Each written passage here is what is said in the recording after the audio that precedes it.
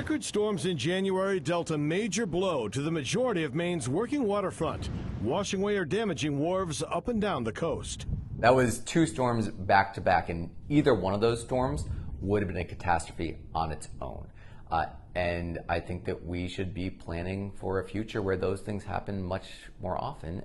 Ben Martins, head of the Maine Coast Fishermen's Association, says in the past they would fundraise for specific projects, as they did with grants it recently awarded to owners of small wharves like this one.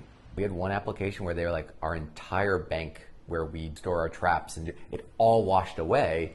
But on Friday, they raised more than $200,000 for a new fund to allow them to respond to a crisis at a moment's notice. We're starting the Go Fish Fund that would be a flexible, problem-solving fund to respond so that we can go and act and do and strike while the iron is hot. That is what we are really excited about doing, and it came out of this crisis, but we're hoping that it will be able to continue to drive good as well as response. This wharf in Harpswell survived the January storms. Dock workers believe the wooden wharf it replaced wouldn't have made it.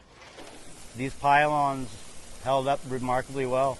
The state of Maine was just awarded more than $70 million in federal climate resiliency funds to help wharf owners rebuild from the January storms. Part of the money from the Go Fish Fund will be used to bring in experts to better design wharves to withstand future storms. I think that's actually a really good idea. I mean, the weight alone of the concrete really actually helped keep everything right into place. We are at a tipping point. Disruption is coming, and we can be ready for it. It's absolutely critical. I mean, without these docks, I'm not quite sure how a lot of these guys would be able to do what they do.